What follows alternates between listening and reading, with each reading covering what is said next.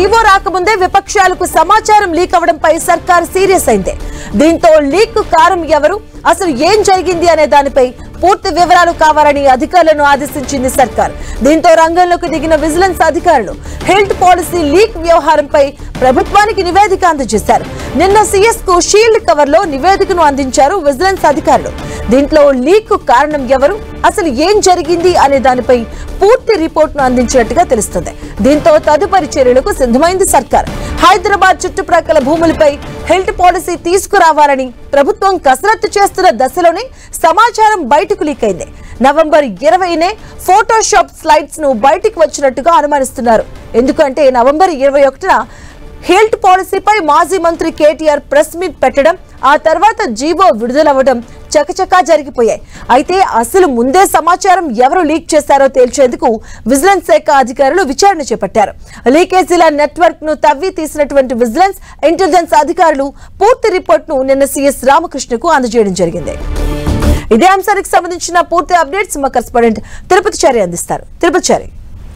మాధవి, ప్రభుత్వం అత్యంత ప్రతిష్టాత్మకంగా తీసుకున్న హెల్త్ పాలసీ పైన ప్రభుత్వం సీరియస్ గా ఉంది. ప్రభుత్వం దీనికి సంబంధించిన వ్యవహారాలను పూర్తిగా ఆరాధిస్తోంది. అయితే హెల్త్ పాలసీ తెచ్చే ముందే దానికి సంబంధించిన జీవో లీక్ కావడంతో బ్లాక్ షిప్స్ ఎవరెవరు ఉన్నారనే విషయాలపైన గుర్తించేందుకు ప్రభుత్వం దీని పనిలో నిమగ్నమైంది. ఇప్పటికే హెల్త్ పాలసీ జీవో వ్యవహారం బయటికి రావడం, నవంబర్ 20వ తేదీనే దీనికి ఫోటో షాట్ స్లైడ్స్ బయటికి వెళ్లడం, నవంబర్ 21వ తేదీన మాజీ మంత్రి ప్రస్తుత ఎమ్మెల్యే కేటీఆర్ ప్రెస్ మీట్ పెట్టి లక్షల కోట్ల కుంభకోణం జరుగుతోందని ఆరోపించడంతో మొత్తానికి తదుపరినే జీవో రావడం, మొత్తానికి ఈ అంశం రాజకీయ వర్గాల్లో చర్చనీయాంశమైంది.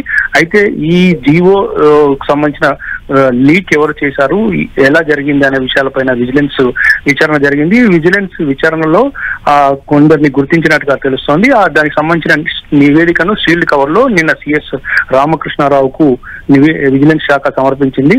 ఆ షీల్డ్ కవర్ ను పరిశీలించిన తర్వాత, ఆ పూర్తి స్థాయిలో స్టడీ చేసిన తర్వాత దానిపైన ముఖ్యమంత్రి దృష్టికి ఈ విషయాన్ని తీసుకెళ్లి ఆ తదుపరి వారికి సంబంధించిన ఎవరైతే ఈ లీకేజ్ కారణమయ్యారో వారి పైన చర్యలు తీసుకునే అవకాశం ఉంది.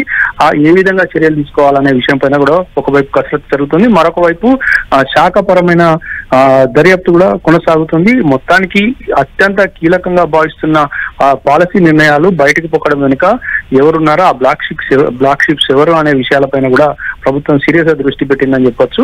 మొత్తానికైతే ఈ వ్యవహారంతో ఇప్పుడు ప్రభుత్వం కూడా కొంత అప్రమత్తమైంది.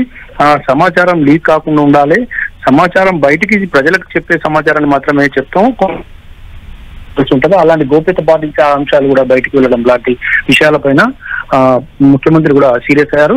సంబంధిత శాఖ మంత్రి కూడా శ్రీధర్ బాబు సీరియస్ అయ్యి విచారణ చేపట్టాలని ఆదేశించారు. ఈ క్రమంలో మొత్తానికైతే విజిలెన్స్ విచారణ జరిగింది, శాఖపరమైన విచారణ కూడా కొనసాగుతుంది.